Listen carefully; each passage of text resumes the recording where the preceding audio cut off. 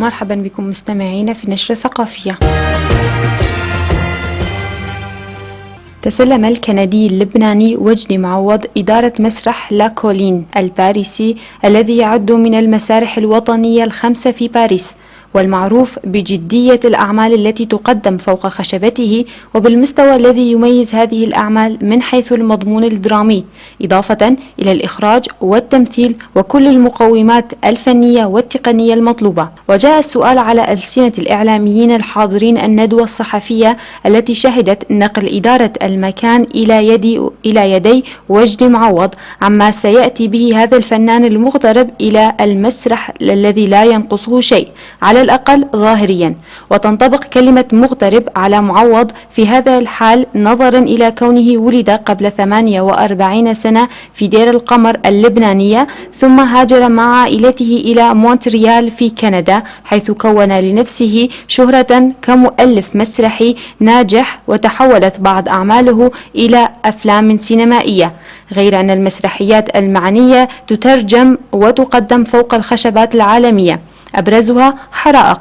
أما على الصعيد الفرنسي فهو مغترب بسبب عدم مشاركته سابقا في أعمال فنية تنتمي إلى هذا البلد وعدم إقامته في فرنسا على الأقل على المدى الطويل، لكن هذا الأمر لم يمنع الدولة الفرنسية من استدعائه وتسليمه أحد أرقى مسارحها الوطنية، آملة بأن يكسر الكلاسيكية الأعمال المبرمجة فوق خشبة لا كولين.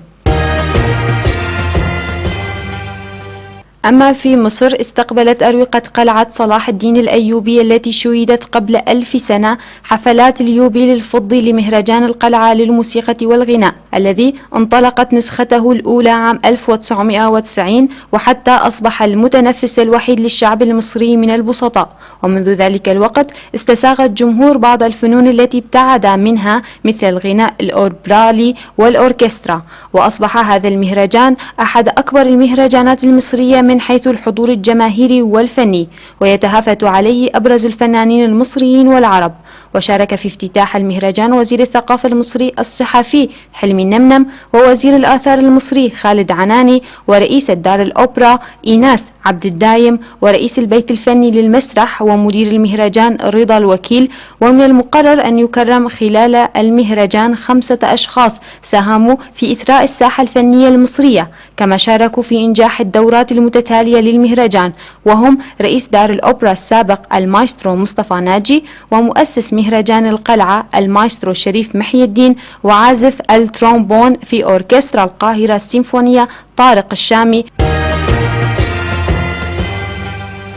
في حفلة أقيمت على هامش الدورة 10 لمعرض بكين الدولي للكتاب، أطلقت في العاصمة الصينية الطبعة العربية من مجلة أدب الشعب منارات على طرق الحرير، على أن توزع مجانا مع جريدة القاهرة خلال شهر تشرين الأول أكتوبر المقبل. وكانت المجلة قد انطلقت باللغات الأجنبية بدءا من عام 2011. وأوضح السعيد أن صدور الطبعة العربية جاءت تتويجا لعام الثقافة الصينية في مصر، وبالتعاون مع شركة بيت الحكمة للثقافة والإعلام تكريسا للصداقة بين مصر والصين. أقيمت الحفلة التي حضرها الناشر اللبناني بشار شبارو الأمين العام لاتحاد الناشرين العرب، وإبراهيم سلامة ممثل معرض أبو ظبي للكتاب، وأحمد المرادي الأمين العام لاتحاد الناشرين المغاربة، وعدد من السفراء العرب في مقر تمثيل الجامعة العربية في بكين. أعزائي المستمعين، نشكركم على حسن الاستماع. انتهت النشرة الثقافية.